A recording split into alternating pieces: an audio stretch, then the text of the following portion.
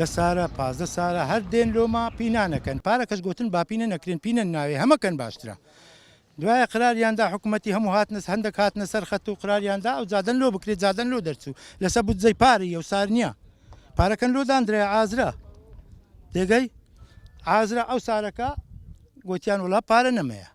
ئەمن چوم سیارەی خۆم پیکابی خۆم بەناوکرد میلیۆنەکەمدا بەس میلیۆن ئەدی ئەو ترێلانە لێیان پرسە لەو سایق ترێلانە کاتن سەنەوی نوێکەنەوە جەری بێدەن داخۆ چەند لەوان وەرەگیرێ کاکە پارەی ما پارەی دۆرێ بالیسانێ ئیسایەقانی ما ئیغرامەی ما ئینزازاتی ما ئیسەنەوی نوێکردنەوەی ما بالۆ لە جادەی مەدەنەوە لێرەوەش داوا لە هەر سێ دۆری خۆشناوەتیەکەم لە مەلەکان ڕاخۆشناوەتیە هەتا هەنارە و سێیۆکە و بەستۆڕیشەوە هەتا دارە بزمارەی هەتا هیزۆپی هەتا سەر و چاوێ هەتا دەرمەدی گۆمەسمانێ هەتا جادەی شەقراوی هەریرەوەم خۆشناوەتیە لێرەش داوا لە هەر سێ دۆری خۆشناوەتیەکەم ڕێ نەکەنەوە ئەگە خیرەتن هەبی خۆشناوەتی ئەو جارە ڕێ ناکەینەوە ئەگە نەشن بی ئۆ خەراتیشن بالێ بکەنەوە حکوومەتە گرفتی سەرچ خەڵکی و منتیقەیە ئەو ڕێگایە ئەو ڕێگا لە ساڵانێکی زۆر دروستکرا لەلایەن حکوومەتی لە ناوچوی عێراقەوە هەتا ئێستا چەندین جار داواکاری کراوە کە ڕێگایەکە نۆژەم بکرێتەوە نەدەکرا ساڵی پارکە دانیشتوانی ئەو ناوچەیە گرت بوونەوە و داواکارەکەیان گەیاندە حکوومەتی و ئەو بۆ شتێک لێ بەرهەمات کە ڕێگایەکە کەوتە سەرسیکە بڵێن کۆمپانیایە کاتگرتی و کرایە تەندەر و ئیش تێداکرا سەڵادەی کارەکانی تەواو نەبوو دیسان جارش کە کارەکە ڕاوەستایە بەهۆی نەبوونی پارە و سویلەوە لە بانکەکان ئێستا ئاخرش دەبات تا ئەو بەرواری ئەمڕۆ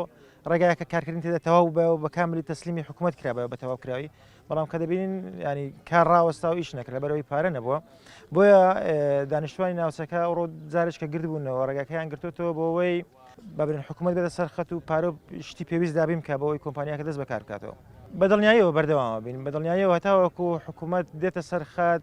خەڵکی و ناوچەیە بەردەوامە بی پێشتریش تاقیکراوەتەوە و مدەکی زۆر لەسەر جادە بووین هەتاوەکو حکوومەت وەڵامی نەداوێتەوە نەڕۆیشتوین وام جارش بە هەمان شێوە بەردەوامە بین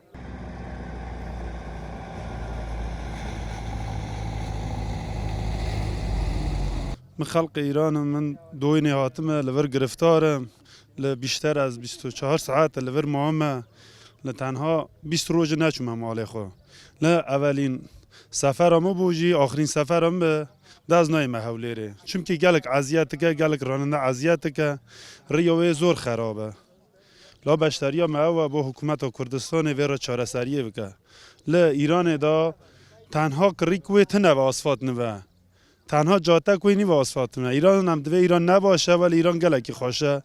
گلکی ویا باشتره هم تی نورم زور اذیت دکشینه دیساج از دویجم مسئول حکومت حرم و کردستان دیساج و گوتن ما